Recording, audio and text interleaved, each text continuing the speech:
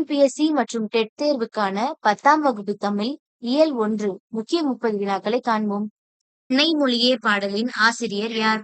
விடை: பாவலரேறு பெருஞ்சித்திரனார். பெருஞ்சித்திரனாரின் இயற்பெயர் என்ன? விடை: துரைமாணிக்கம்.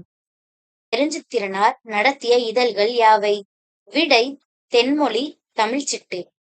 உலகியல் 100, பா. 10, என் சுவை 80 ஆகிய நூல்களின் ஆசிரியர் யார்? விடை: பெருஞ்சித்திரனார்.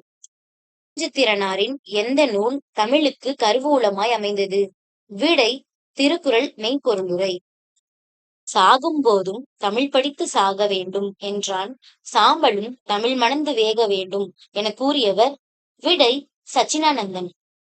சொல்லாராய்ச்சியில் உச்சம் தொட்டவர் மற்றும் மொழி ஞாயிறு என்று அழைக்கப்படுபவர் யார்?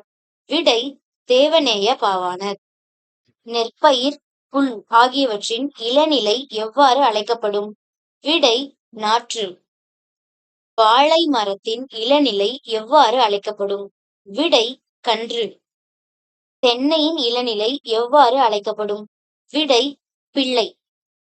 செந்தமிழ் சொற்பிறப்பியலில் அகர முதலி திட்டத்தில் இயக்குனராக பணியாற்றியவர் யார்? விடை: தேவநேய பாவாணர். உலக தமிழ்க் கழகத்தை நிறுவி தலைவராக இருந்தவர் யார்? விடை: தேவநேய பாவாணர். இருட்டுற மொழிதல் அணியின் வேறு பெயர் என்ன? விடை: சிலேடை அணி. சந்தக்கவிமணி தமிழழகனாரின் இயற்பெயர் என்ன? விடை: சண்முகசுந்தரம். தமிழையும் கடலையும் ஒப்பிட்டு பாடியவர் யார்? விடை: தமிழழகனார். முத்தமிழ் என்பது யாது? விடை: இயல், இசை, நாடகம்.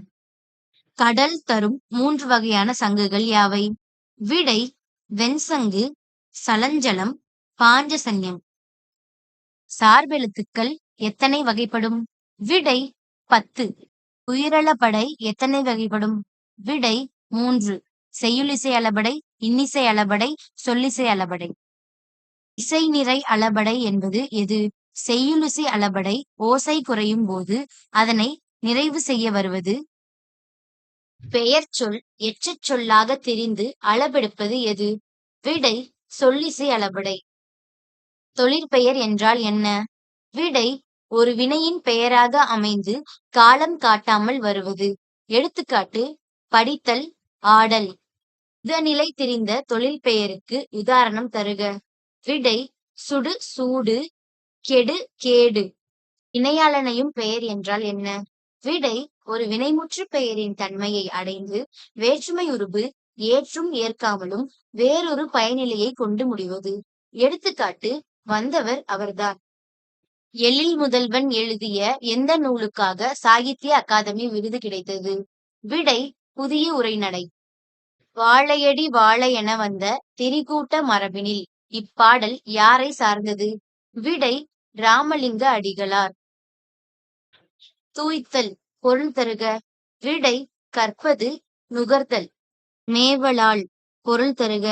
விடை: பொருந்துதலால். வௌவல் என்னும் சொல்லுக்கு கலைச்சொல் தருக. விடை: உயிரெழுத்து. கான்சொனன்ட் என்னும் சொல்லுக்கு பொருள் தருக. விடை: மெய்யெழுத்து.